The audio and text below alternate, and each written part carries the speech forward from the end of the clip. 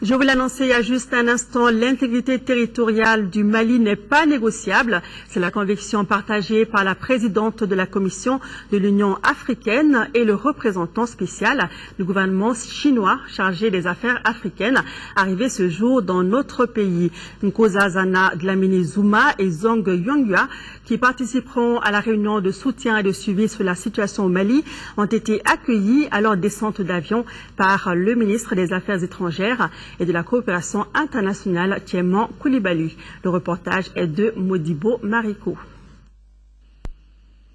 72 heures après sa prise de fonction, la première femme présidente de la Commission de l'Union africaine est confrontée déjà aux défis.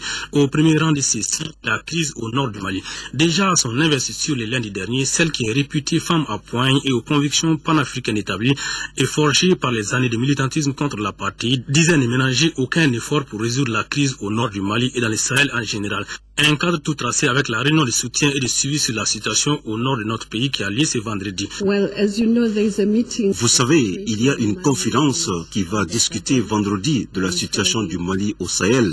Je pense que c'est une réunion très importante, surtout que j'ai pris fonction il y a juste 2 jours. Il est donc très important pour moi de prendre au sérieux cette rencontre, car je veux voir le Mali recouvrer sa grandeur, son intégrité territoriale, un Mali en paix. Je pense que l'Union africaine peut aller avec le Mali et la CEDEAO. Nous voulons aider le Mali à reconquérir son intégrité territoriale. Nous voudrions l'aider à organiser les élections. Un Mali uni, démocratique. Comme signe de convergence de vues sur la crise au Mali, le représentant spécial du gouvernement chinois chargé des affaires africaines est arrivé dans le même avion que la présidente de la Commission de l'Union africaine. M. Zong Yonghua, qui dit soutenir les actions de l'Union africaine et de la CEDEAO, voudrait écouter aussi les points de vue du Mali. La Chine, membre du Conseil de sécurité de l'ONU, est prête à aider notre pays. Nous soulignons que l'intégrité territoriale et de la souveraineté du Mali doit être respectée. Et en même temps, nous appelons toutes les parties concernées à résoudre le problème, la crise actuelle, par les voies pacifiques. Et nous s'opposons fermement à toutes sortes de terrorisme et d'islamisme religieux. Et sur le plan bilatéral, la Chine a déjà offert, dans la mesure de ses possibilités, des aides au Mali. Et nous suivons toujours l'évolution de la situation malienne.